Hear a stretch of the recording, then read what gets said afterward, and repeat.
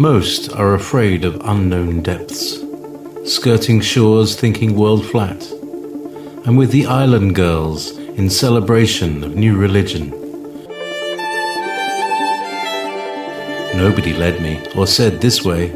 I sailed alone on makeshift raft with wind as companion.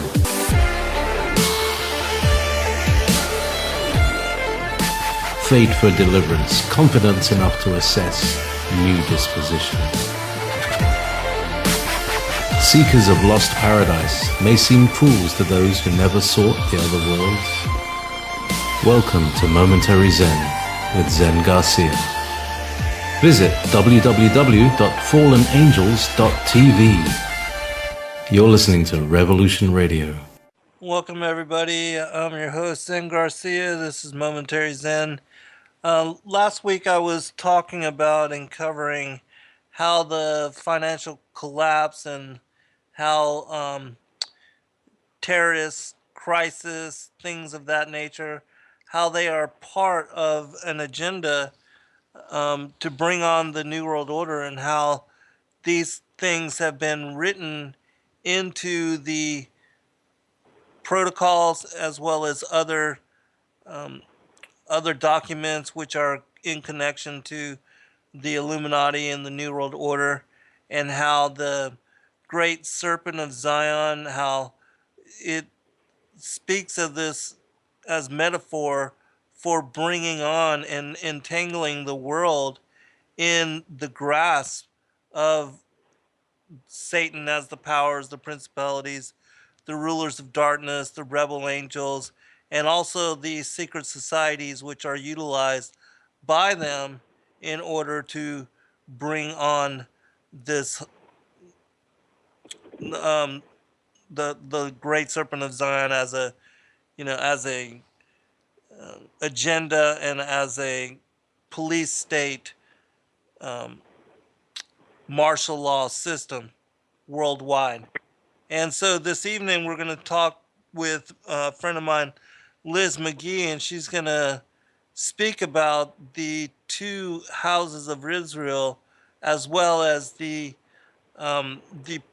prophecies which are connected to the future of America, and the differences between these two bloodlines, the seed of the woman and the seed of the serpent, in connection to our living at the end of days, with the fulfillment of the fig tree, how all of that ties into where we are now and what we are seeing unfolding, and how this really has been, not only biblically, but as far as these other conspiratorial texts, they've been predicted hundreds of years, thousands of years in advance even. So, Liz, are you there?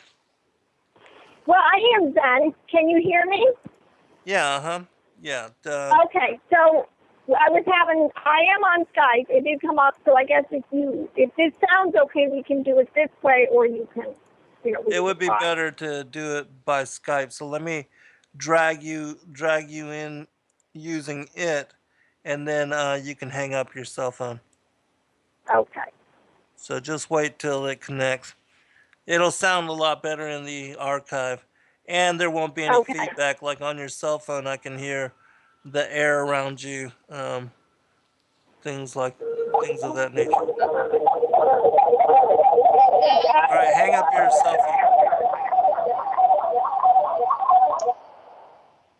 phone. Okay. All right. You there? Yes, I am. Can you hear me? Okay, yeah, much better. All right, so before we begin and go into the different aspects of what you're going to be speaking about this evening, why don't you give people your website, contact information, where you do your YouTube videos, and then we'll begin. Okay. Well, I have a YouTube channel, just my name, Liz McGee, and you could just Google or in YouTube put the name in, and my channel is called Prophecy for the Last Hour. And I have about now about 70 videos loaded. So I've sort of been tracking with you a little bit, and people, these are exciting times. So it's full of information about the last days and Bible prophecy. And then I'm an artist and I have a website, but that's probably not germane to this tonight. Well, I think you do excellent art, and so it wouldn't hurt to mention where people can go to see it. Might as well Well, put that out there as well. all right. Well, thank you. I just you could again Google, just it's www.lizbethmcgee. My actual name is Liz Beth. It's kind of just putting the two together. So it's lizbethmcgee.com for my art. And you could also find me on Facebook. I have a page called Liz McGee Watercolors. Okay, excellent. Well, why don't you first comment on what I had, opened the show with, and then kind of set the foundation for where we're going to be going this evening with what you want to talk about. All right. Well, I was listening to your show last week, and oh gosh, my brain now, I can't remember what the title was, the one you had just loaded up, and you were talking like you said, but I have this perspective on, I call Hebraic, biblical perspective on the two houses of Israel. And to me, unless people really understand that piece of the puzzle, it's very hard to kind of figure out who is who, the players, and how prophecy fits. So there was something you had mentioned, and because when you're tracking the tares, which is like a lot of what you just said, I think we're all beginning now to understand these Luciferians, these tares, and the different disguises or ways they infiltrate everything. Right. How they have really infiltrated, and to a large extent how the Bible identifies them, and especially in terms of the two houses of Israel. Yeah, this is something I think is very important because, as because I've covered this topic, maybe not in the way that you have, but um, having written my fourth book, Lucifer, Father of Cain, talking about the differentiation between the seed of the woman and the seed of the serpent, and how that differentiation goes back to the parable of the garden, and what even in that show I talked about the Rechabites and how they were linked to those which are now linked to the scribes and Pharisees, but that Joshua had spared, and they infiltrated into the people Israel kind of through that backdoor measure, through deception, and how they have now asserted themselves upon all the thrones of the world, the various presidents,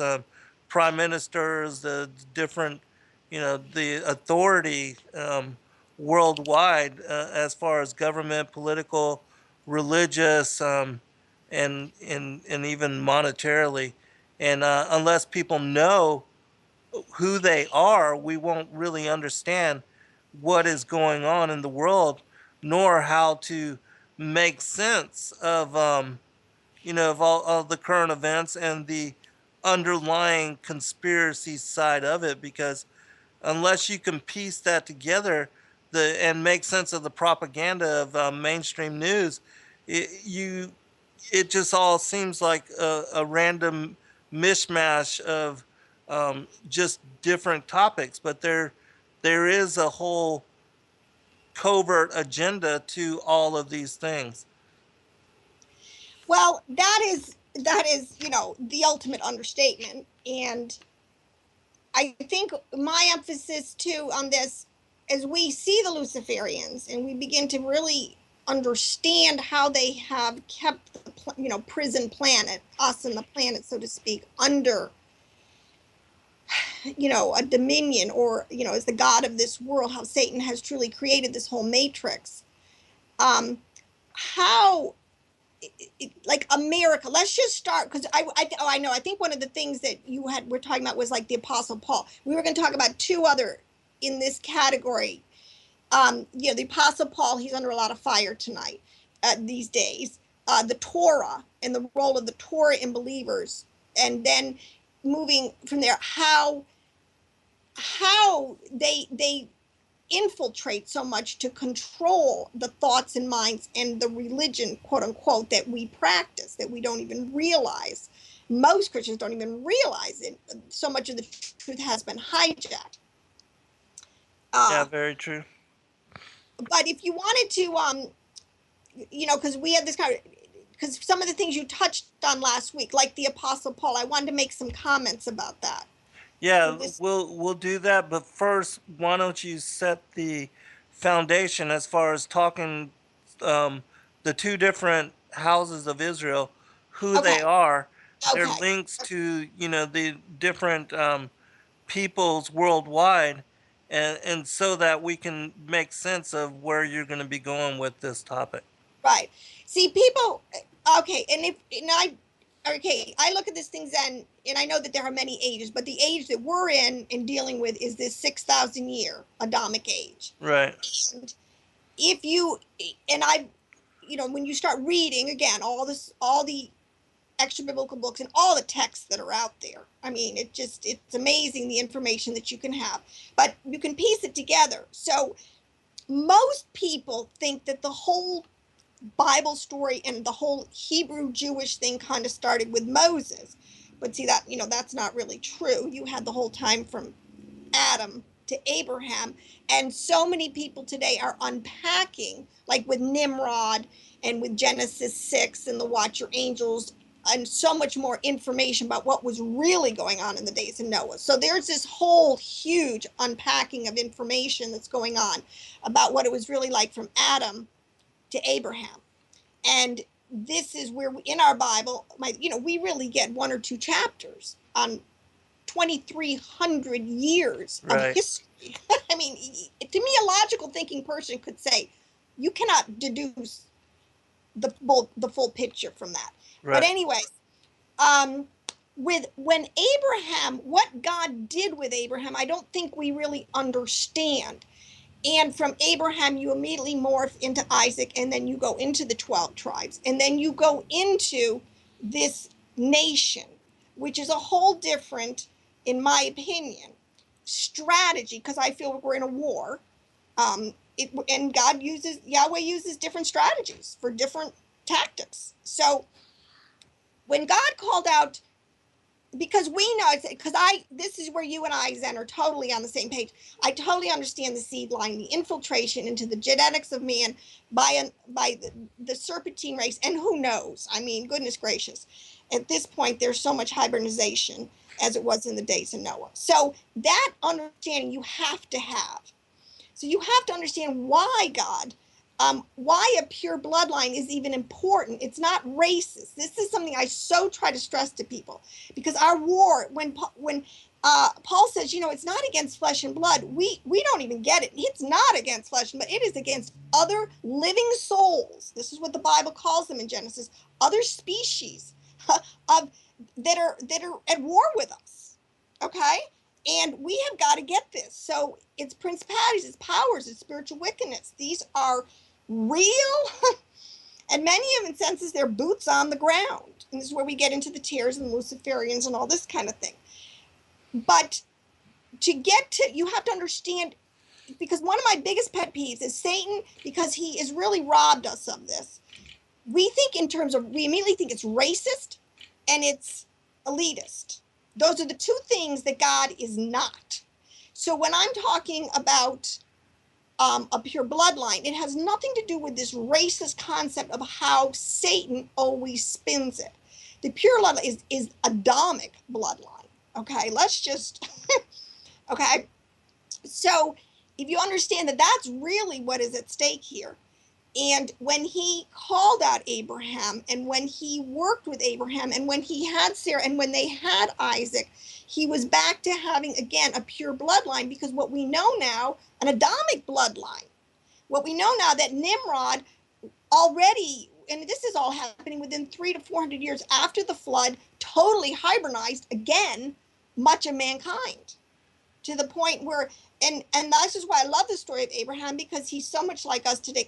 His dad is the high general in Nimrod's army, a complete pagan worshiper, and then he's got his uncle and his grandfather from the righteous seed line, Shem and Noah. I mean, talk about, growing up in a dysfunctional, situation. Right. But Abraham, we know now, he made a choice for the true God. He figured it out, and he put himself out there before Yahweh and said, no, you are my God, and and God did. I really believe these things are supernatural. God really gave him back through a pure Adamic bloodline. Now, this is how I see it, because when you get into the mark of the beast and this whole idea, but by the time you get to the 12 tribes, I believe that what God was doing, instead of working through a righteous bloodline, through our patriarchs, all the way up, and then Shem and Noah after the flood, because Ham and Japheth went off and they just did their own thing. I mean, you know the whole story. I mean, I don't have to tell your listeners. They're very educated people. When all the ites came on the scene and the Canaanites, we know how the giants, again, were in the earth in that day. But he got himself back to, through Abraham, another Adamic line, and then morphing it out with Jacob, with the 12 tribes, another Adamic line of people on the planet. And he made a nation. He made a whole nation, so it was a numbers game now. And this is where we begin to have, and this has taken me years, because I want to interject this. And if I'm talking too fast, or you just have to tell me, I have my major emphasis that I feel the Holy Spirit and I did is on the parabolic language. I really believe, and this has been confirmed by anyone who is a Hebraic scholar, understands that there's a thing in Hebrew exegesis called pards, which is 4 levels of scriptural understanding. Every scripture verse has 4 levels. And the final level, the 4th level, is a hidden, esoteric, you could even say occultic understanding. And that's the oral Torah. That's the understanding that God gave to the priests and the high priest, to the scribes. They were supposed to understand and keep the storyline straight. And by the time you get to Daniel, and the people were again getting, this is why, intermarried, getting so, again, lost out there in the Gentile world, losing their identity. And this is why he told Daniel, don't worry, but just seal it. Just keep these words, just keep it.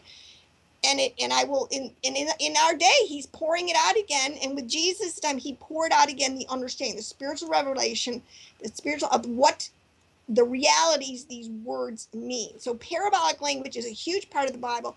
It's called a mystery. In 1 Corinthians 13, verse 2, Paul even says, even though I understand all mysteries and all prophecy and have not love, what profit? But the point is, they're out there. All prophecy and all mysteries is the part of Bible exegesis. And that's, to me, what the elect of these days, we're supposed to be all about, trying to figure this out.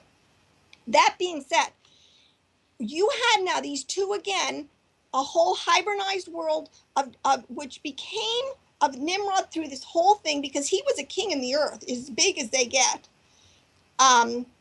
And this is why I love the book of Jasher and a lot of these other books. And I love that book, The Writings of Abraham. And I'd like to talk a little bit about that. That has isn't that fascinating?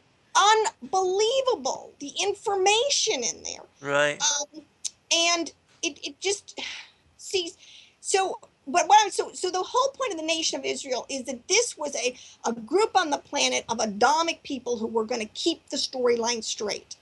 I don't think people understand then, and pretty soon they are, because, with what's going to happen if it happens this September, when the abyss opens up and the sky and the moon and the stars and everything fall down, and that's a parabolic understanding. I mean, it's going to be out in the open again. I mean, so pretty soon we're not going to sound so crazy because it's going to be in people's face. But to give a heads up, so this whole part of it, but what the 12 tribes, then what happened, their history, they didn't, it's a war, it's a battlefield, it's a mess. But the 2 houses of Israel, they were once 12 tribes. They had a whole plot of land. And it was so geographically bigger than they even tell us. I mean, this is a world empire. They have found coins of David's dynasty here in America, all over the world. Right. It's a worldwide empire. But the thing is, as saying, relentless attack, and then this is the whole point with under Solomon, when the nation split and had a civil war. And after Solomon, the nation divided, and you had two, this is why I call the two houses. See, people got to know their Bible history. They became totally separate nations with their own governments, their own kings, their own religions, their own prophets, everything. I mean, I don't think people understand how separate they became. And we're at war with each other in much of the Old Testament. You can see this.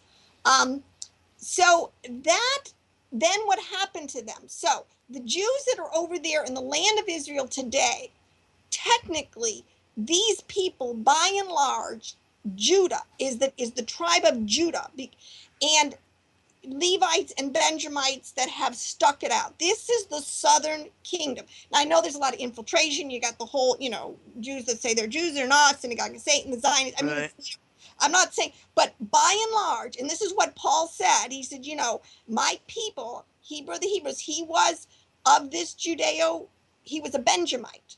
So when he's saying that these people have kept the covenants, they've kept the writings, they kept it. So we owe them a huge debt. But today in the land, by and large, and I know a lot of people are going back and but by and large, that, because they had the scepter, because Judah, and Paul it's prophetic, because Judah got the scepter blessing of the firstborn, the kingship, and they kept it.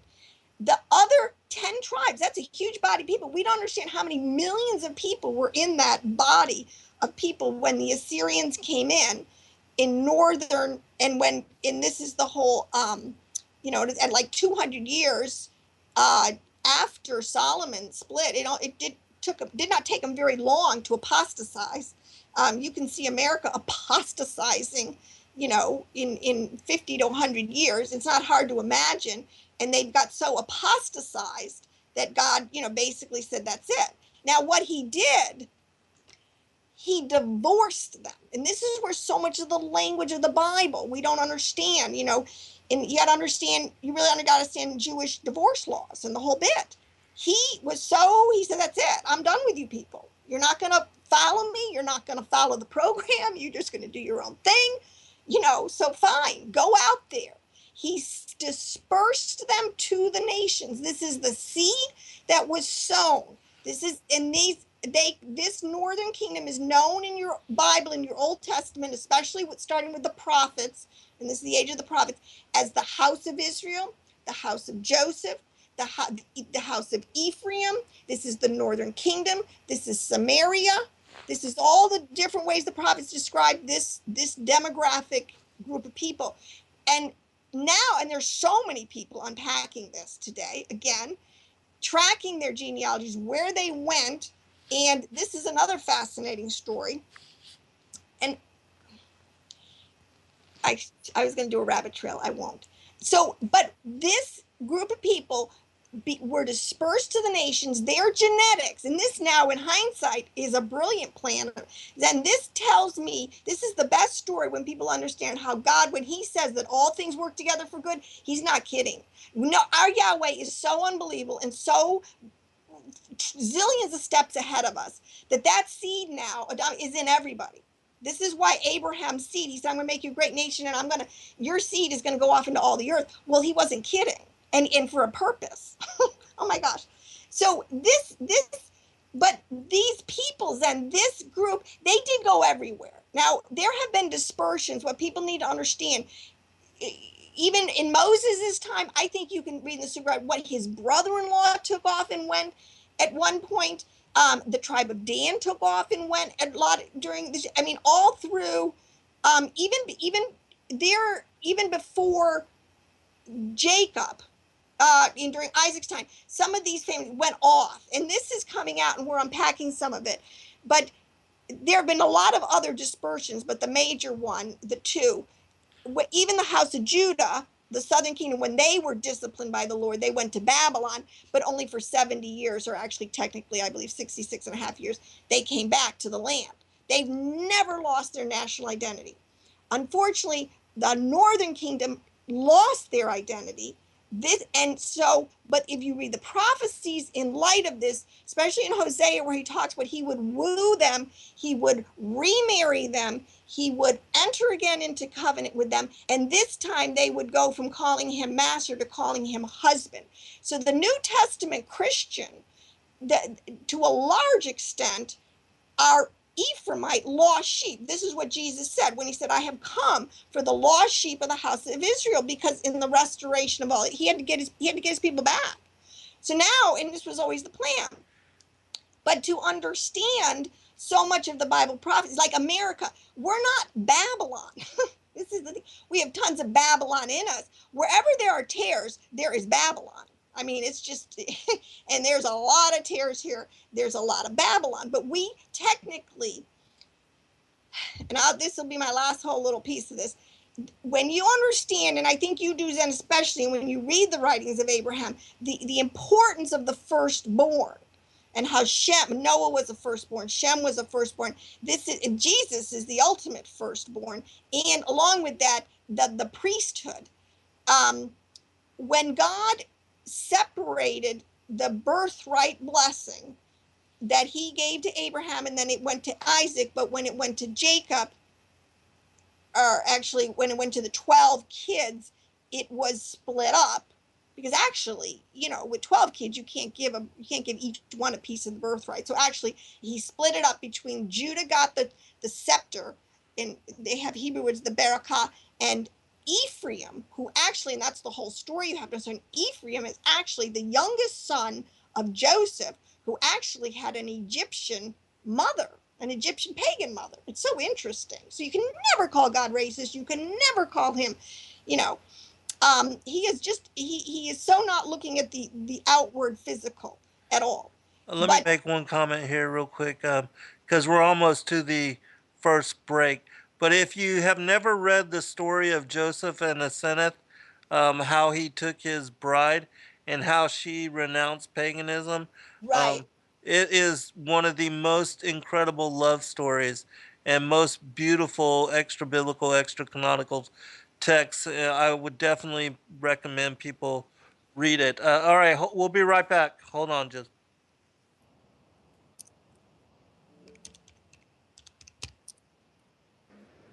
All right, welcome back, everybody. For those that may want to at another time read the story that I was talking about, Joseph and Asenath,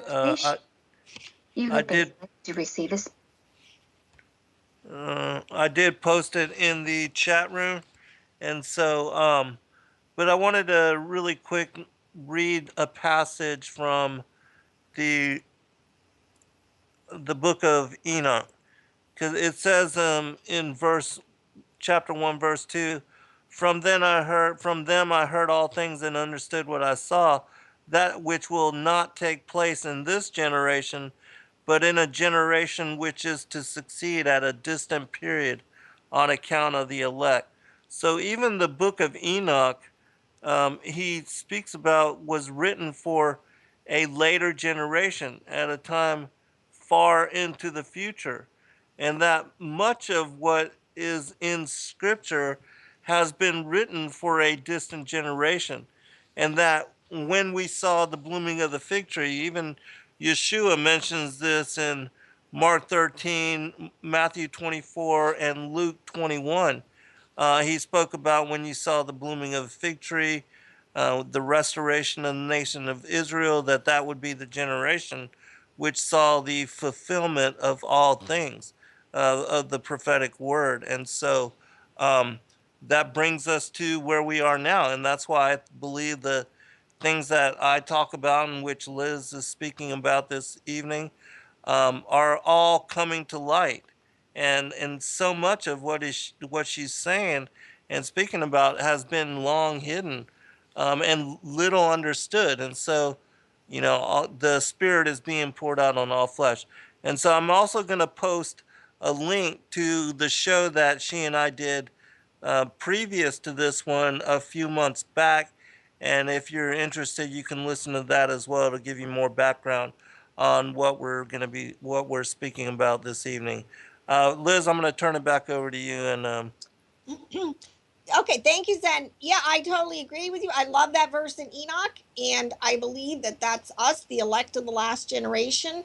And I do believe he is pouring out the Spirit on all flesh. It's free. Anybody who wants to can. It's like a banquet. He talks about he's going to put, a huge banquet on a high mountain, and you can just come and lavish on it, which I consider to be the availability of so much of the Word of God today from so many generations and times and eras. Um, just to say, like even the writings of Abraham, I mean, so many. This is a whole side discussion, but so many of these texts that are coming back, I'm like, what were these people holding on to these all these centuries for? Right. It's fascinating. I mean, this is a fascinating story. Oh my gosh.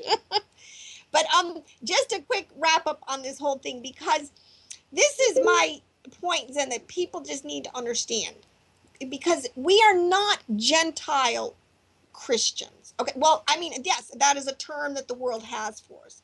But from God's point of view, spiritually, we are in an administration now where he has, since Yeshua, okay, in the last 2 days, because, parabolically also we're in a 6-day thing, or 6,000 years. So we've been in the last 2 days, which in Hebraic understanding they called the era of the Messiah. So we are in the time, which is, well, I won't even go down that rabbit trail, but he has been wooing back to himself all of, not only those of the seed of the northern kingdom who were dispersed, who can now come back to an understanding of Yahweh and his righteousness. And this is where it gets into, we'll get into Paul, and anybody, and the Gentiles, and how the door was flown wide open. And that's the piece of it. So if you don't understand the players, you have the house of Judah, which remained with a national identity, which is now basically the nation that is in the land over there. Okay. The other 10, this is the fascinating part. They were dispersed, and this is what people are unpacking, that basically the northern kingdom, because these are clanal, tribal people who migrate as a clan. And I think even Zen, you understanding now the Thracians. Now that's a whole huge chunk of these people groups, because the thing is, names get changed constantly. And this is, I think, one of Satan's major moves to confuse everybody, that, every conquering culture renames the countries and the people, everything. So it gets very confusing after 6,000 years of this.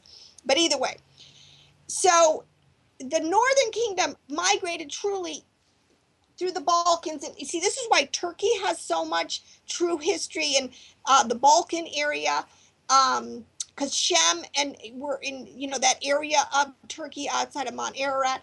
They came up through into Greece, into Italy, into Spain, up into northern France, up into the islands of the sea. When the Bible talks about the islands of the sea, it is talking geographically about England and Ireland and Wales. It's talking about islands like Australia. It's talking about because they really did disperse into far out areas like South Africa, and but the bulk of them went to the islands of the sea, which is why there is this predominant group of early Christian that, kind of why Northern Europe and Western Europe Christianity mushroomed up so huge originally, because they had the biggest bulk of these lost sheep who had literally married and integrated themselves genetically into all the nations that were already indigenous there. So, but then as the thing has progressed over 2,000 years, you have had huge inroads into much, like a lot of Japheth's people groups and a lot of Ham's people groups. I mean, God, see, and this is what people have to understand. God has used this dispersed seed, and as he's gone after them, he has been able to get everybody else who wants to get on board. I mean, to me, it's a brilliant plan, and it's been working. The point, like you were saying, the fig tree has to understand, that is Israel, because when Moses, and this is why we have to understand who Israel is. Israel is a word for ultimately all those in all right, all those who want to make Yeshua their Lord and Savior, and Yahweh the high God. Okay, because we know there's a lot of other gods out there, a lot of other things you can attach yourselves to. But for Israel is mine, even my firstborn. That's what Yahweh says. So these are his children. These are his direct genetic. That's what the new birth is. This is the whole point. I mean, I don't understand how people don't get genetically, he has seed, his literal kids, offspring, are this group of people on the planet called Israel. Now, when it says in, I think it's in Jeremiah, where he will raise an ensign on the nations, and I think this is why this September, if this all pops, oh my gosh, this is going to be unbelievable. Two people groups are going to merge on the planet, because you're going to have Israel. The Gentile Christians have got to understand we're not separate. We're in two houses, because see, most of the prophecies are either directed towards the house of Judah or just the house of Israel. But you got to know what happened to the house of Israel, where they went. God never, from his point, he knew where they were, and he knew what they were doing. People need to read the book of Hosea from this point of view, because it's so clear when he's talking about Ephraim, and oh my gosh, you went out there and you just totally mingled with the Gentiles, and you just became, you became the Gentiles. That's what Paul said. So when Paul had to go after the Gentiles, that's what he had to do. So that whole piece of the puzzle. But now, as we're coming together, and so many Messianic Jews are coming in, so we're all kind of getting into a group think here in a good way, and we're understanding this thing. But if you don't understand the two houses, you cannot understand Bible prophecy, because the house of Ephraim, when God gave the birthright to Ephraim, he gave the firstborn to Ephraim and to Manasseh, but Ephraim became the firstborn. That part of the blessing was a blessing of material wealth and national superior, and not national superior, how do I say this, military superiority, like that was like, so Judah had the kingship. They were always going to have a line of kings. The Levites had the priesthood, but Joseph carried with him an eternal blessing of abundance. So people wonder why America, and this is where there's a governmental aspect to this blessing, where so this is what Joseph represents. When God increased the nation, or he stored up all this grain, and just, it's so prophetic, all this grain and wealth, and Joseph had to administer it. We represent the governmental, in its best case scenario. Not like we've ever done it well. We've had total entitlement. We don't even know what we're doing. We don't even understand that we're fulfilling Yahweh's plans to bless the nations half the time. Our breadbasket, our prosperity, none of this stuff was for us. It was to fulfill Bible prophecy. When he said, I will bless you, he wasn't kidding. He blessed.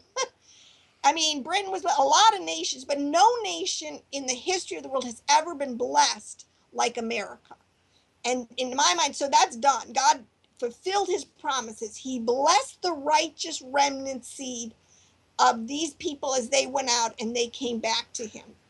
Now, America, we need to understand who we are. And as we join with our brothers, because when it's go time, I said, when Satan comes out with all his hordes, I mean, when he's, oh my gosh, you see it, the battle lines are being drawn. We will rise up. This is Yahweh. We are his army. We are the people that he's going to use. And we're not two different we have to see this thing spiritually. We are the children of Yahweh to administer blessing and justice and mercy and righteousness and justice against wickedness. Now that's part of the puzzle. Unfortunately, we've been as dogged by, as we can be, by terrors, and we've been as blind as any other, when Jesus came, when he came to his own people, when he came to Judah at the time. I mean, really, we've got nothing but grace. And if we don't kind of get with it and repent and ask for forgiveness and come under the blood and but it will happen. I have no doubts. So to me, you just have to really understand this thing from that perspective. Otherwise, Bible prophecy, you can't fit Gog and, they just pull stuff out of the woodwork like Gog and Magog and stuff, and they have no context for these things. Now that's my opinion, but that's based on, a lot of Bible research and a lot of talking with, the Holy Spirit about this stuff. So you can comment on all that. Well, I want you to go into, since we are speaking about prophecies, I want you to talk about the the differentiation of the two houses. They're coming together and how that ties in Okay. with Bible prophecy, Okay. as well as you had been mentioning of events that are possibly lined for this September, because there seems to Right. be a lot of signs pointing to September as a possible Right. window for a lot of unfolding. So, Right. I know that's a whole show in itself. But see, I think that Bible prophecy, I do not believe America is Babylon. Okay. I believe that there's a verse that talks about in Revelation about the remnant who will be carried out on the wings of a great eagle and brought to a place prepared for her in the desert. See, I believe that's America. Our founding fathers then, I'll tell you something. There's been two people groups on the planet, maybe more now as we unwrap the Thracians and some different peoples, but who have truly made their nation based on Yahweh's precepts, statutes, laws, and guidance. Israel at the time under Moses, and the founding fathers, see the pilgrims, what people don't understand, because we got our history, so there was a period from about, I don't know when they first came out, 1690 to about 1740.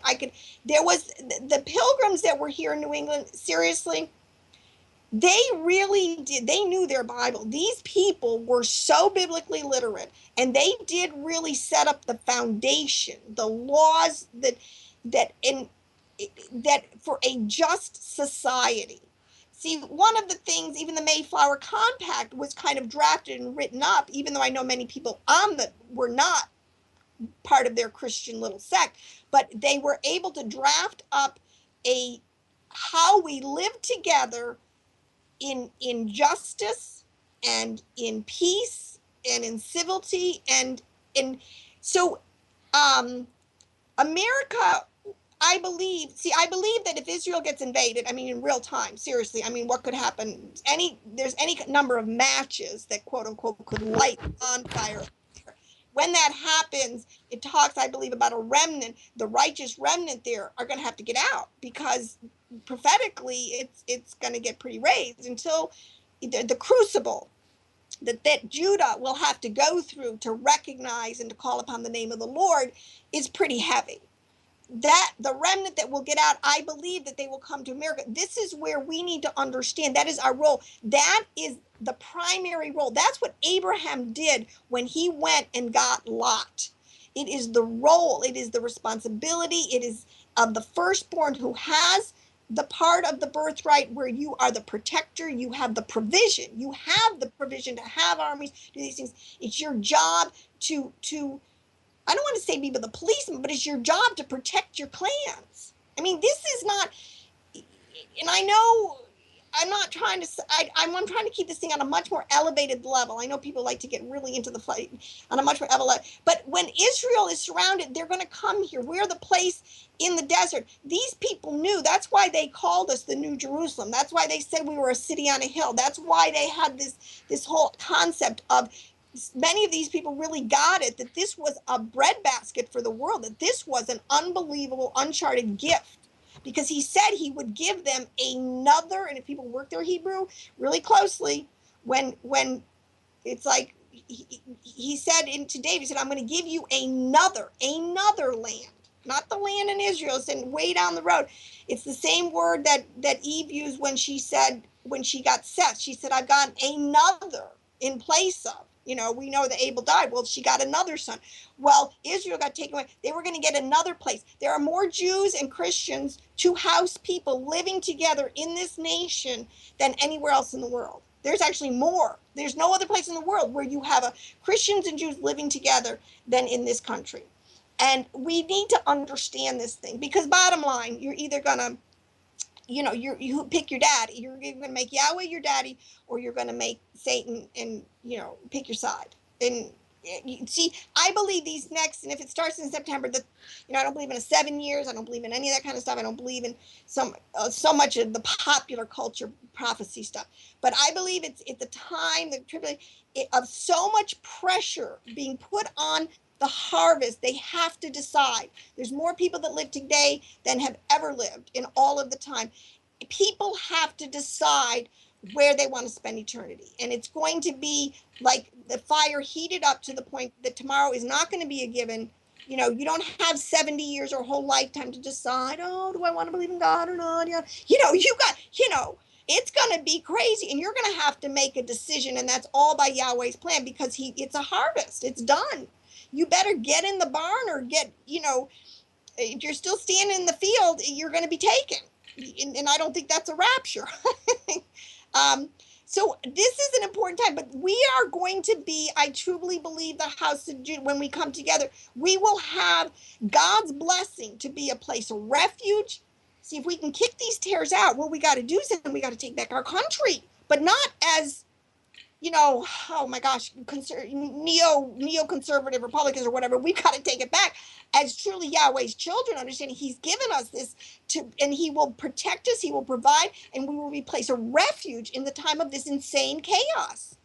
We are not Babylon. I wish people would read their Bible. Babylon represents not only the system, but truly, if it is true that it's more of a Muslim, and I think you can make this case now, the real conflagration, so to speak, will be, because Satan, he always makes the two sides and then makes them come at each other. You will have, Zionist Israel against Islamic fundamentalism. And then they probably will really be the match that just lights the whole thing on fire. But to me, that's the way I see it. So I see great hope, and I see the verses. And when you understand the parabolic language, this is all couched parabolically, much of it.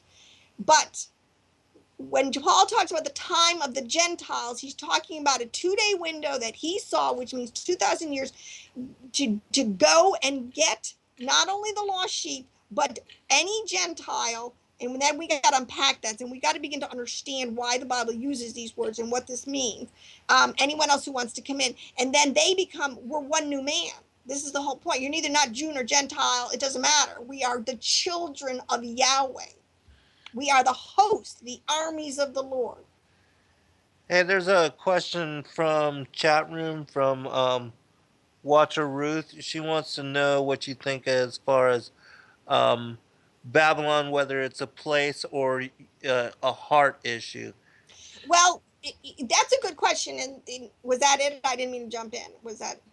Yeah, no. Go ahead. Okay. Well, see, that's a good question. And this leads me to another point. I did want to talk about something that I just really helped me, tautology, but it's all where you put your commas. Now, the Bible, we know, was originally written in Hebraic as a stream of consciousness with no commas and no chapters, no verses, no vowels. It was just a written stream.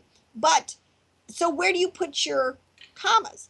You could say, I will show you a mystery, comma, Babylon the Great, or I could show you mystery Babylon, comma, that great. See, these things make huge differences where the emphasis is placed. But I do think that Babylon is a heart issue. But hold on, Liz.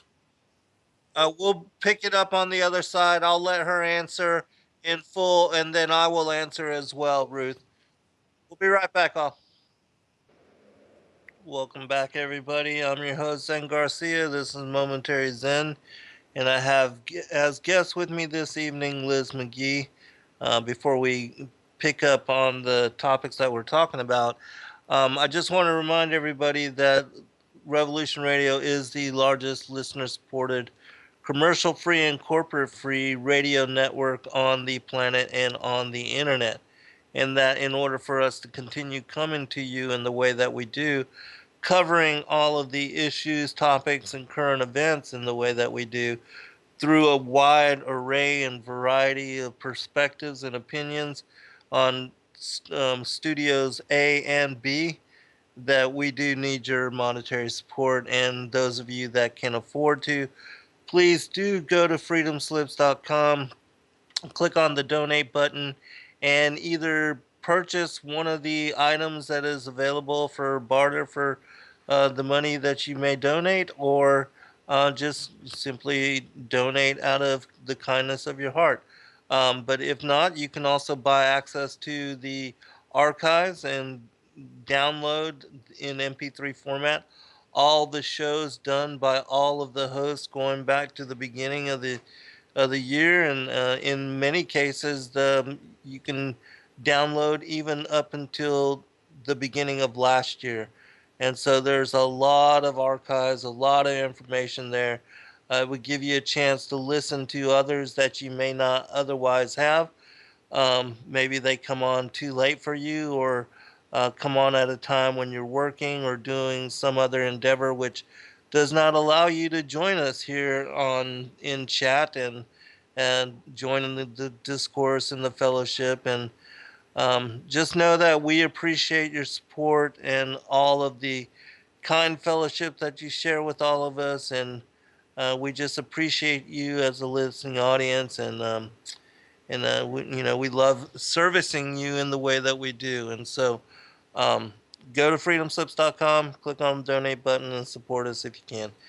All right, there's the couple questions from the chat room and a couple comments that I wanted to read. Truthy1 says that the USA is one of the whores of Babylon, and then I believe it was Hippie Chick that asked, some people think the U.S. is Mystery Babylon because it's not mentioned in the Bible as the U.S. What do you think? It's my opinion that there is a judgment that pertains to New York as the seat of world government, and that the kings that put forth the agenda for the New World Order.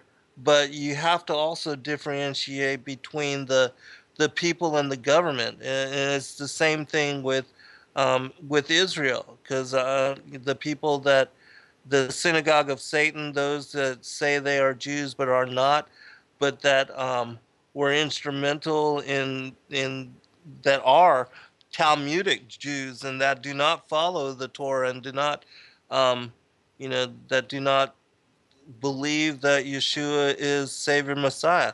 It's the same kind of thing. The governments of all the world, even though we have this whole facade of, we're against you or they're against a specific people or specific government, or they're all working together in tangent to pull, um, basically pull the whole protocols of the learned elders of Zion, the global dominance and the manifestation of world government, so that they can bring forth the Antichrist and unite the world under one religion, one government, one.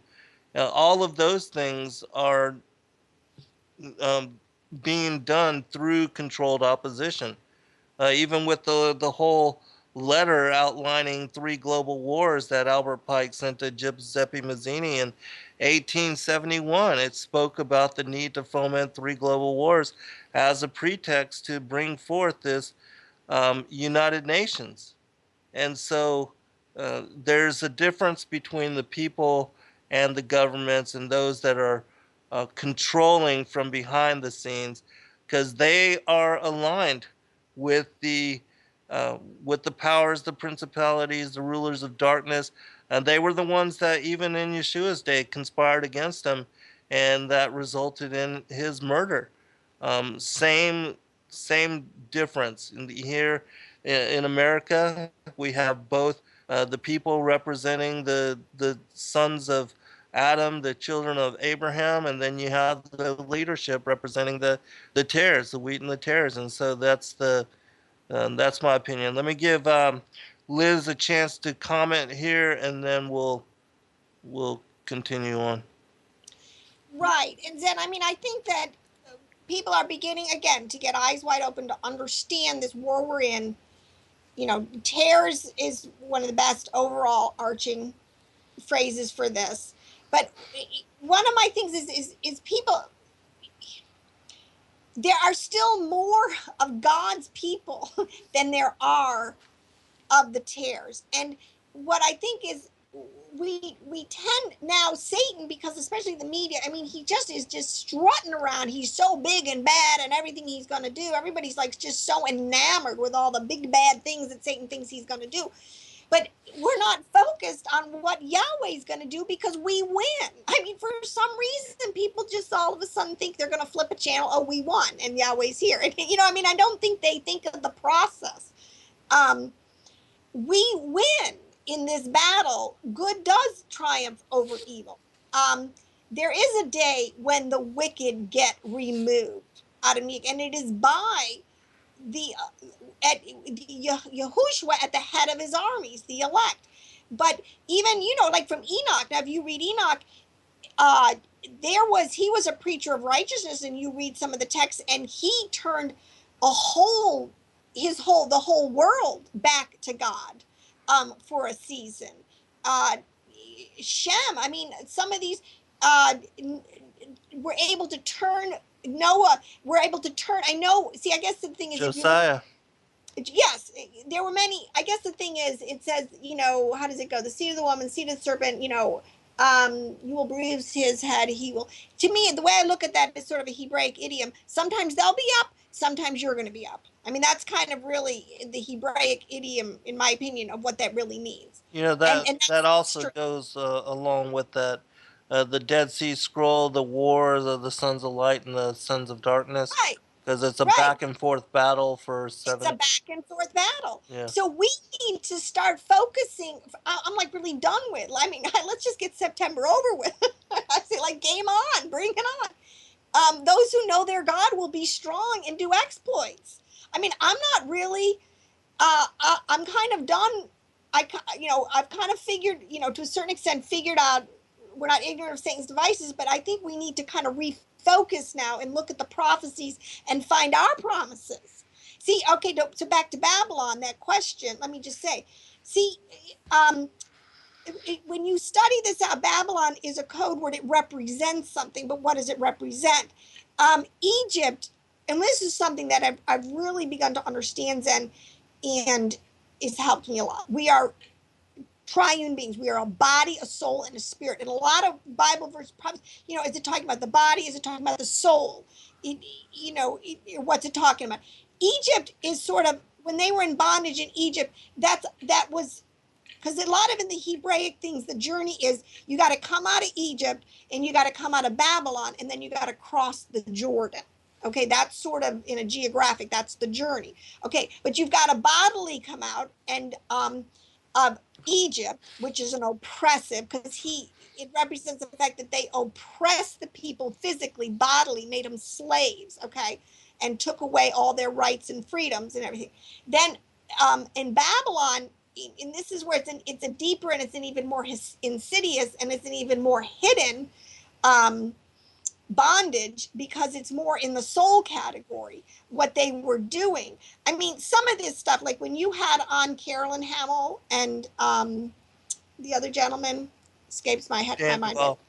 Dave, I mean, wonderful people. But, you know, just listening to her stories, but Babylon merchandising souls. I mean, we got to start to understand this stuff. You know, we're really nothing but the most sophisticated computer programs that anybody could ever devise. Our soul is so sophisticated, but the point is Lucifer knows he is able to totally infiltrate our soul and hibernize our soul and do things in our soul category that is so much even more, you know, what to say, the body is going to die and decompose, you know. Don't worry about those that kill the body. Worry about those that, you know, that could put soul and body into hell. So Babylon, to me, now Babylon has geographic headquarters, like you just said. See, the thing is America, but then you gotta understand, the tares did not found us. I do not believe that in the beginning. I do believe that God sent good wheat here in the very beginning. I do believe that the people groups that came here, for the most part, the pilgrims and some of these really were on a vision and a mission from God to begin to stake out the other land. I can't stress that prophecy. That's a whole teaching in and of itself, because God knew the way world history was going to be. There had to be a place, and there had to be a place for him to bless his remnant. You know, he promises, but so we can't always be focused on the tares. They're here and they grow together. I mean, this is the point. We're all one big mix in this field, because the seed was sown in the field, which represents on the earth. We're these things that are growing, and we're growing together, wheat and tares. But the end times, like I was saying before, is going to be such a crucible that it's going to separate the wheat and the tares, where it is going to be you're going to be able to separate. There is going to be a separation now. So in Babylon, governmentally, I mean, I do believe that the original, and I know the founders, some were Masons and all this kind of thing, but I think, again, God, I don't think all of them were Luciferian child sacrificing, some of these dark. I think that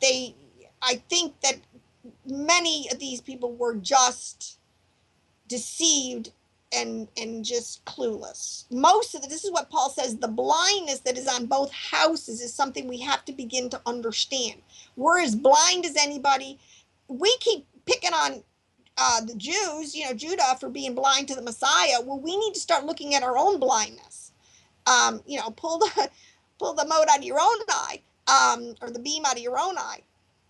But see, when I look at the prophecies, as we come together and understand, because one of the things that Moses said when he went to Pharaoh and he said, on authority Yahweh, the Most High God, and Pharaoh, see, these people were not stupid. They knew who he was talking about, the Most High God.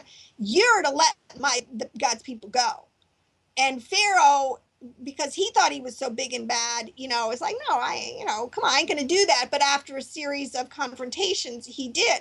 But the point is, we're at that place again where we need to come out of Babylon. People need to understand and that's why I can't wait for Enoch. And I believe the witnesses will be Enoch and Elijah. I literally believe these people. I don't know how it's all going to play out.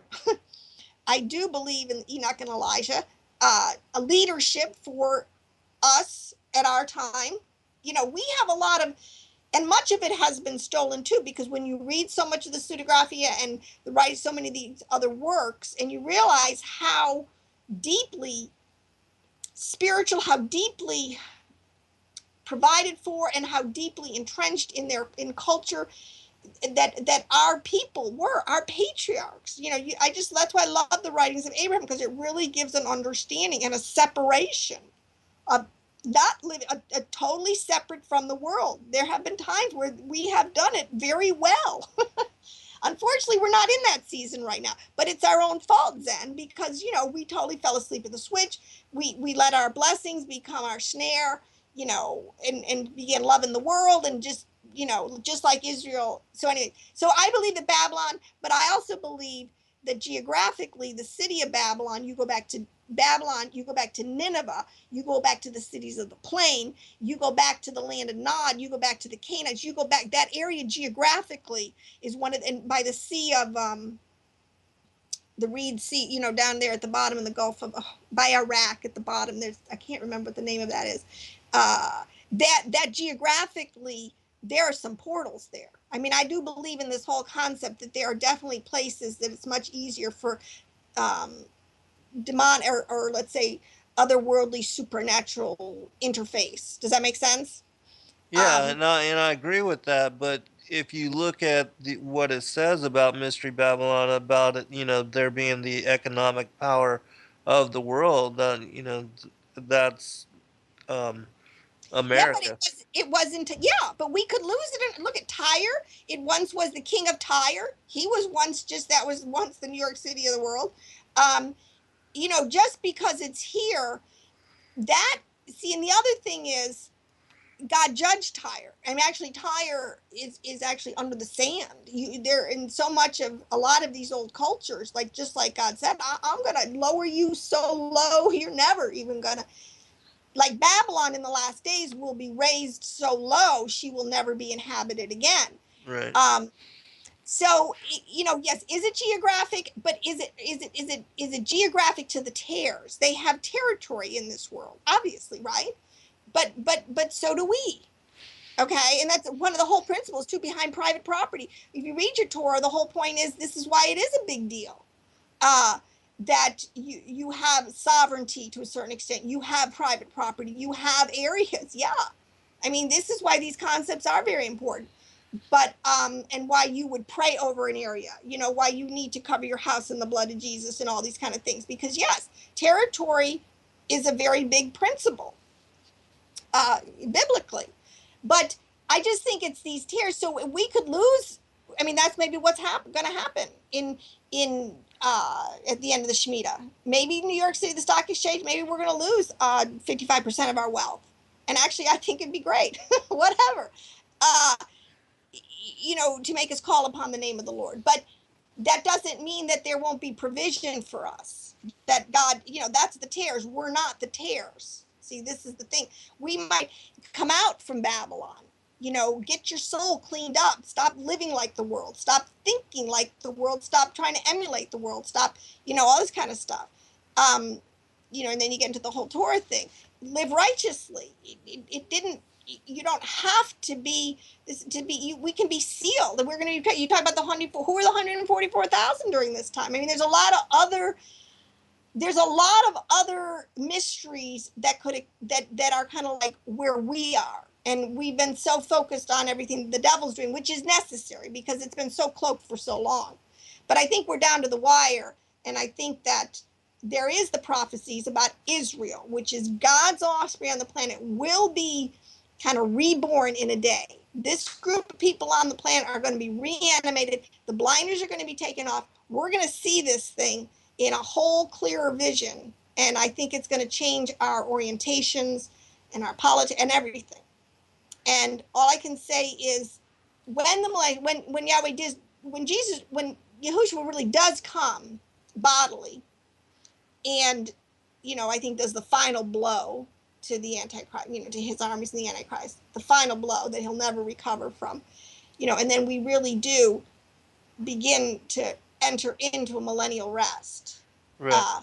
Let's get into some specifics on what you see as far as coming on the horizon, the connections to prophecy, because we're down almost to the final segment, and so okay, want to get into some specifics in that regard.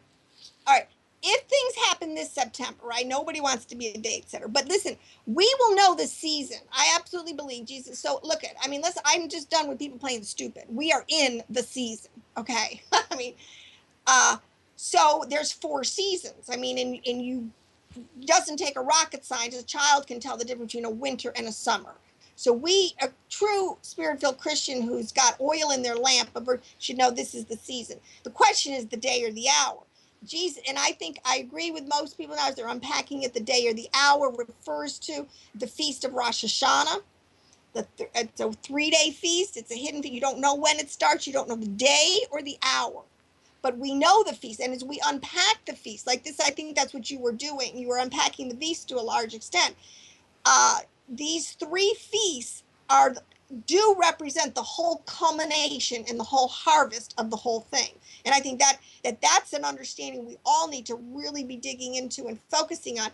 I happen to believe there's no rapture, a secret catching away, none of this stuff. There's only, in all my Hebraic, there's only one thing. There's a resurrection rapture. I call it a resurrection rapture. So if you're dead, you're resurrected. If you're alive, you're changed. There's no other option. That's it. And that's for everybody. This is my opinion, the first resurrection. See, then what happened when Jesus, in my opinion, according to the Hebraic understanding, because it's all agricultural parabolic language, there is a spring harvest and there is a fall harvest. Jesus, the spring harvest, he took the souls that were in the pit up to heaven with him. When he went down to Hades and he opened it up and he took all the righteous that were there up to paradise. That was the first. That was the spring harvest. Now we're coming up on the fall harvest, and that's what now. And that is not only the fall harvest, but it's a harvest of the whole world. So that harvest will be the first resurrection. Those alive at that time, that's the whole big first resurrection. So those who come with the Lord are those that are already in paradise. They need a body. We have a body. We just need this body to be changed into the physics that Jesus had, that can live forever, that won't die, can walk through walls, stop a bullet, whatever, So when does that happen? That's the $1 million question. Mm-hmm. And it could happen technically, in my best case scenario, I'd love it to happen this Rosh Hashanah. That means it's a level playing field. That means when the abyss is opened, and I also believe this parabolically, because the sun and the moon and the stars that's not like the real sun we see up there. So those are talking about principalities. Those are going to fall. Everything that Satan has under the earth and in the heavens, all his hordes are going to come together, unfortunately, on our earth plane. And to me, Yahweh, come on, it's got to be a level playing field. That's why I think the Dead Sea Scrolls, if we're resurrected, raptured, but see, then there's a lot of other scripture verses you have to factor in. So it is very hard to figure out. I do admit that. But I just, maybe I'm too much of an optimist. Believe for the best, prepare for the worst. Right. Nothing wrong But with that. so we will have to see. But this is definitely a time to be prepared spiritually, to be watching on your guard. And I'm certainly not going to be watching TV on Rosh Hashanah. Let's put it that way. My gosh. So we will have to see. But I think America, I don't know if it's just the elect then. Then you get into this whole, we were talking about this. There are different players in this thing. The elect, are they different from, because you made a comment. There are three. You're in the four. What was the word before the foundations of the world? He knew us. You were the elect. You were one of the fall, or you were one of just sort of watching on the sidelines. Right. And that to me is being played out. See, so you're either one of the elect, you're one of the watchers, you're on that team, or you're just one of the harvest in the middle that is going to get harvested right now. Again, you're going to, you just can't be sitting on the fence forever. Right. Yeah, because whereas we got new opportunity and, incarnating the flesh, then those that are lukewarm will be spewed out this time. So get off the fence, people. Absolutely. Absolutely. This is not the time. So, and that explains the virgin that doesn't have oil. But if this is the last time, I did want to just touch on the Paul. I didn't know if you wanted to go there a little bit. Oh, yeah, that's fine. But hold that thought because we're almost to third break. And before we get there, why don't you give out your contact information, your Facebook, YouTube again, real quick. Okay. Hold on. We'll pick it up on the other side, and you can do that, and then we'll go into wherever else you want to cover. All right. Be right back, everyone. All right. Welcome back, everybody, for our final segment. I'm going to go ahead and turn it over to you, Liz, and let you run with it. Before you go into whatever you want to talk about, do give out your contact information, Facebook, YouTube, all that. Okay, well, thank you then. I have a YouTube channel. It's under my name, Liz McGee, and it's called Prophecy for the Last Hour. And I have, probably about 60, 70 YouTubes of, much of the information that we've all been talking about. But one thing I do say, I have a lot of this, and I just did a couple of videos. Now I'm really unpacking the two trees in the garden, and especially sort of from the parabolic language point of view, because I did just, so that before I go into that, so that I have the YouTube channel. I'm a watercolor artist, and if people want to support my art, you can, I sell prints from my website or originals. It's www.lizbeth, my full first name, lizbethmcgee.com. And I have a Facebook page of Liz McGee watercolors also. So as I tell people, my day job, yes, I paint watercolors, but every other minute I'm into the text or into, all this great feast that is available for us today, seekers of truth. But have been starting to unpack what went on in the garden, because that's, again, you have to have that understanding to understand what's going on. And the two seed lines and how, but from more of the parabolic language of the two trees, the Nakash being a tree and Yahushua being a tree, because people are represented parabolically as trees, and forests are people groups or nations. So and then how it means like the cedars of Lebanon, or the oaks of Bashan. See, I'm pretty convinced at this point that the prophets spoke in a language that we are absolutely clueless to today. So much has been changed. So to understand how, because Jesus even said it, he said, I'm going to speak to them in parables, and they're not going to get it. It's going to be really just a nice moral story, which is a whole part of the Bible, which is nothing wrong with it. But we're talking about the hidden mysteries.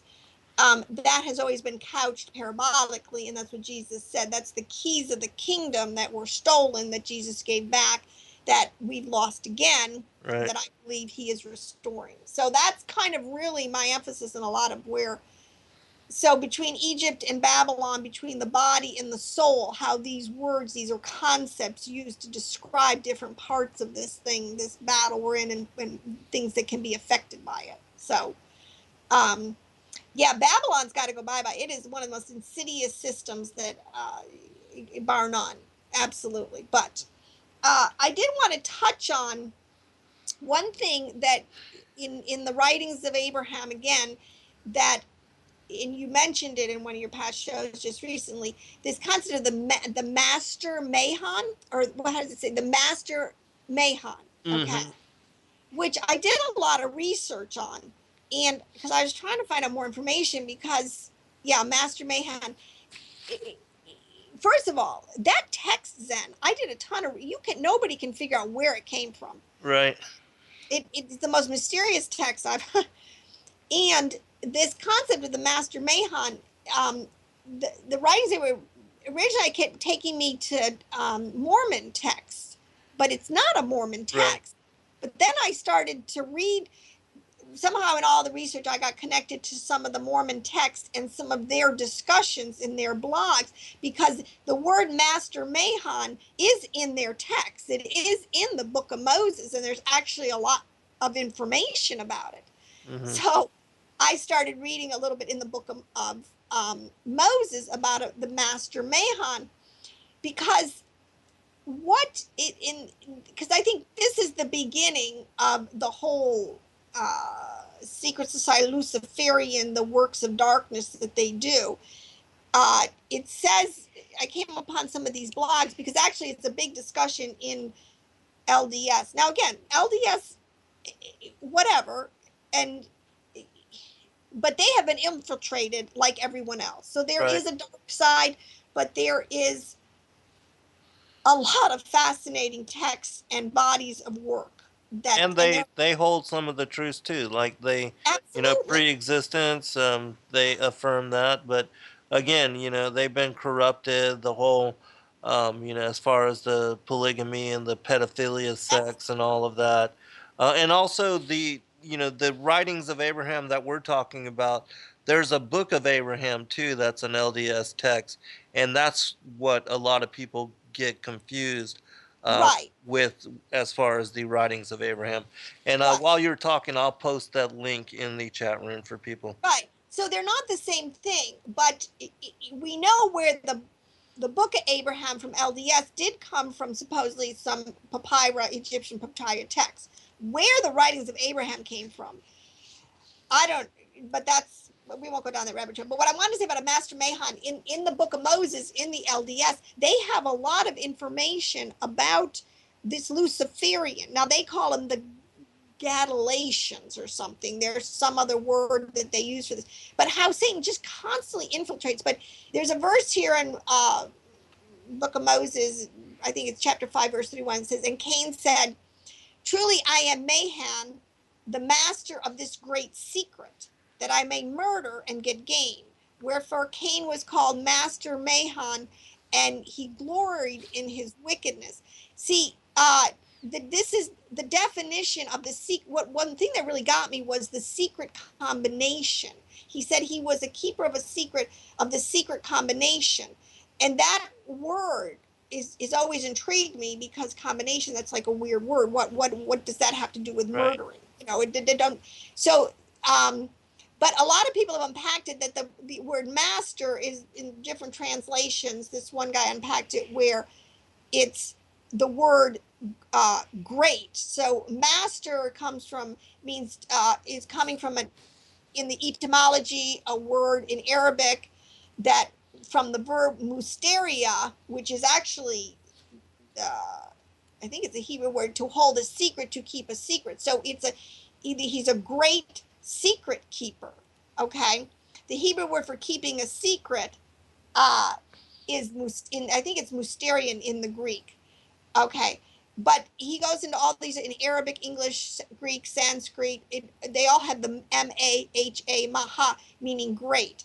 So a great secret, and the secret is of the secret combinations. Now, then, this is a whole rabbit trail, but this is another whole time I'd like to unpack this with you into the hibernization. I think there's this information here, and that even the Watcher it carried on. These people have some information on hibernization that is way beyond. Am I making sense? There is Yes, something yes.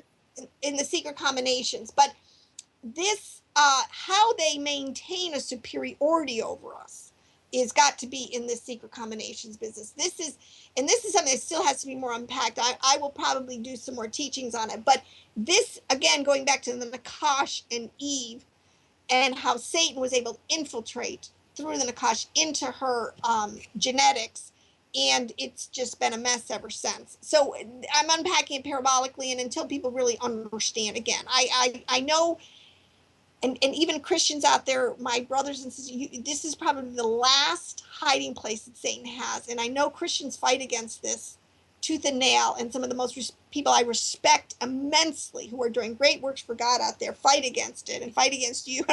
It's got to stop, because this understanding has just got to come front and center, because we will never really understand the war we're in until we understand. This is, to me, in the mark of the beast. That's a genetic marker. Now, I know the beast, we know that he has a political and economic bondage, that he can put us into everything. I mean, religious bondage and economic and health. There's nothing they have not infiltrated. But taking all the onion layers away, I do believe the mark of the beast finally comes down to a genetic marker of who's your daddy. So that's kind of the way I read that. And people are just gonna, that's why it's the new birth to me, is it's free.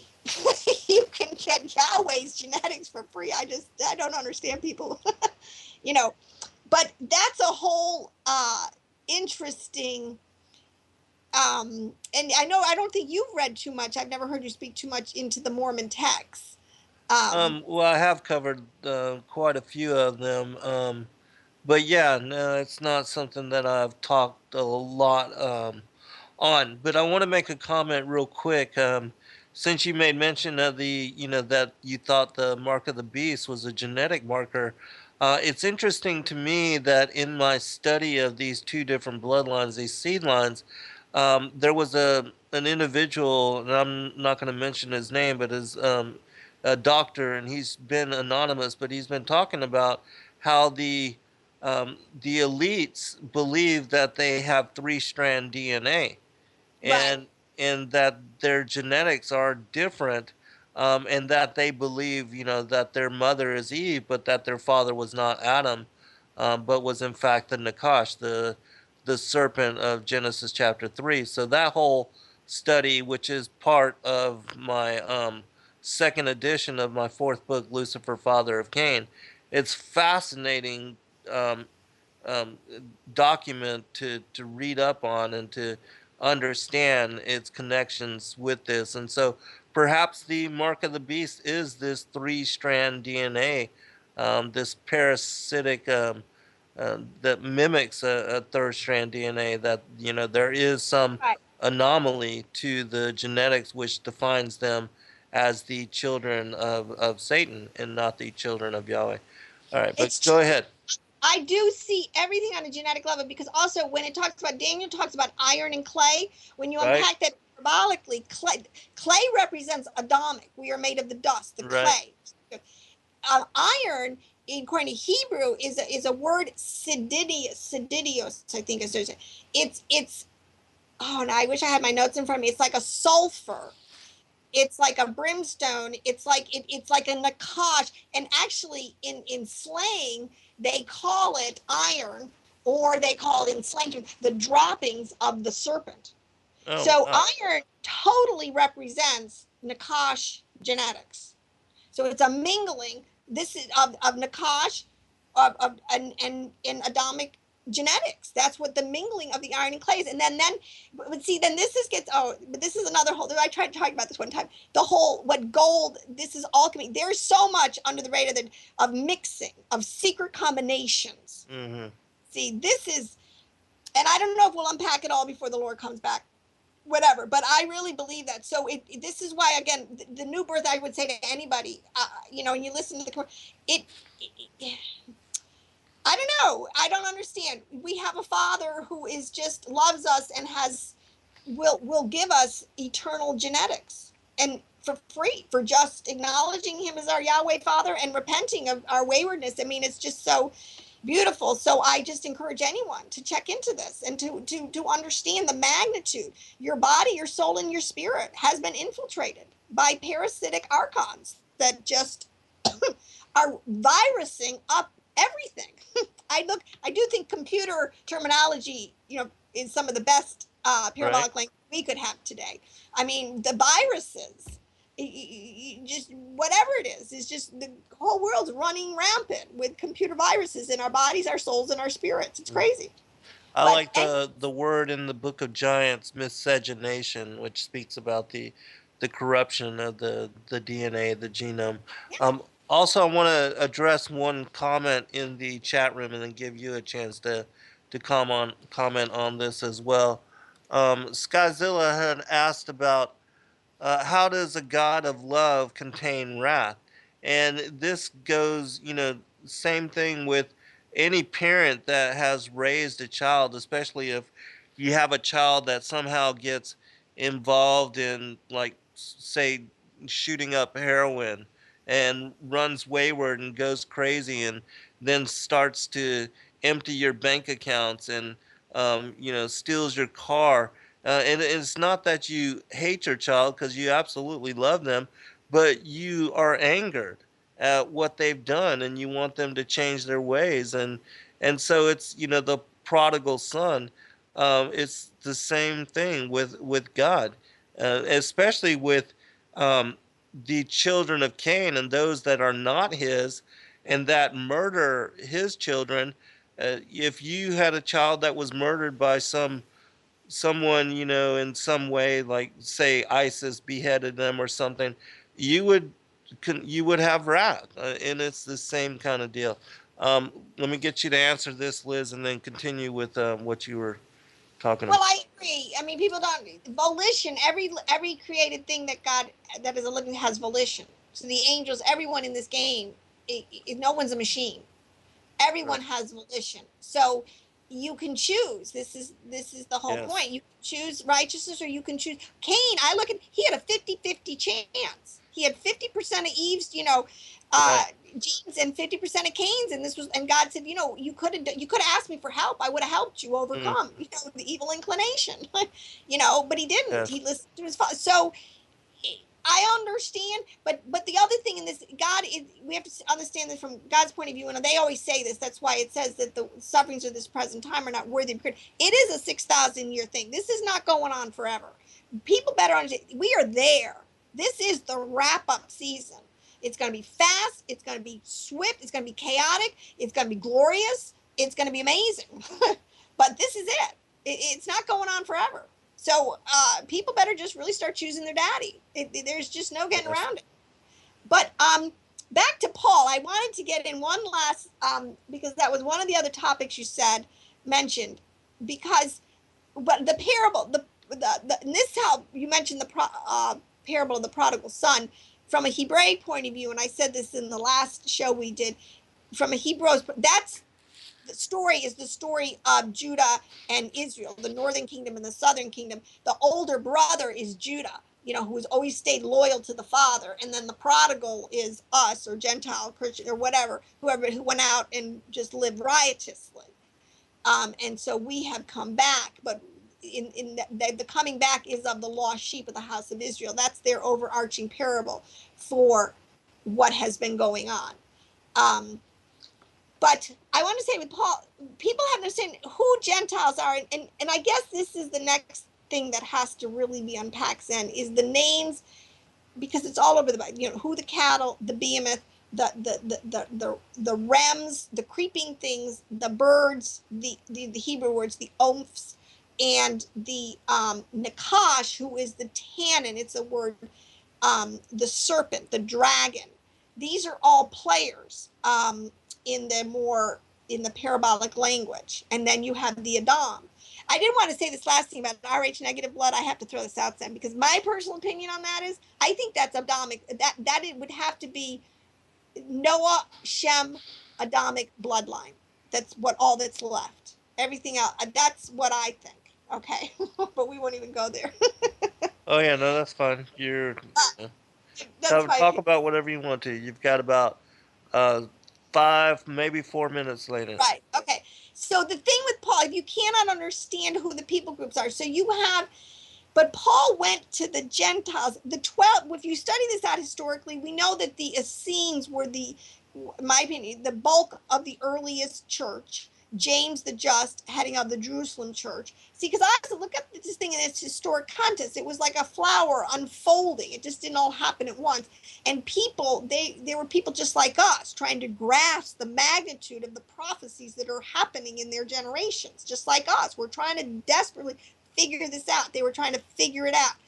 But, so the Essenes, but then it morphed very quickly. But the 12 apostles, see, Paul was not born in Israel. He was born in Tarsus. He was a Roman Jew. The dispersion at the time, geographically, probably for about 500 miles all around Jerusalem, you had conclaves or communities of Jews, in even 10 tribe Jews that were still trying to live Torah and would go to the festivals and try to stay connected to Jerusalem. And those are scattered. They would be called the diaspora, the scattered house of Israel and the house of Judah. And they were known. I mean, these pockets of people were known. So when the 12 apostles went out to preach, they went into the known areas. See, they were sent to the lost sheep of the house of Israel. They went to these pockets as far away as India, down into Africa. We know they went to Egypt, and up as far as Ephesus and all around. But Paul, what started to happen after about 20 years, especially with the baptism of the Holy Spirit and things, they began to see that God was pouring out this grace and this new birth on, quote unquote, the Gentiles. And this is a whole revelation. And this is what began the great divide, so to speak, between the house, or the Jews today and the Christian today, why we don't understand what's going on. Because what Paul saw, and by revelation, and he said, I see a mystery, how God had, now he began to see how it was going to play, that the seed had gone out into the Gentiles, into whole places where they lost their identity, and by going after them and preaching the gospel farther and farther out to the othermost parts, he could bring in all the Gentiles. Does that make sense? Mm. See, people understand, but Paul, he wasn't a false apostle. But the thing is, there's a statement that says that every man is supposed to remain in the calling wherewith he's been called.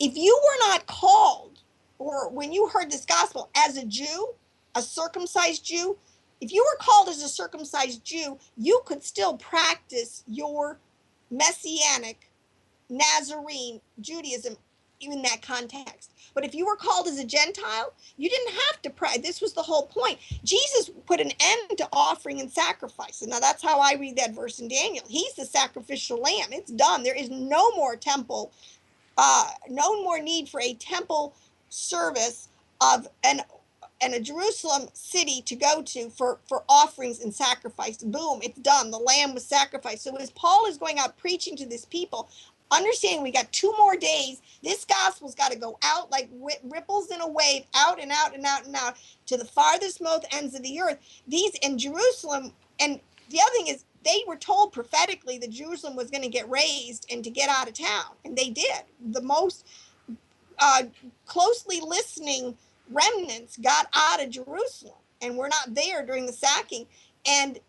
But then we know the house of Judah stayed loyal to their, were under blindness.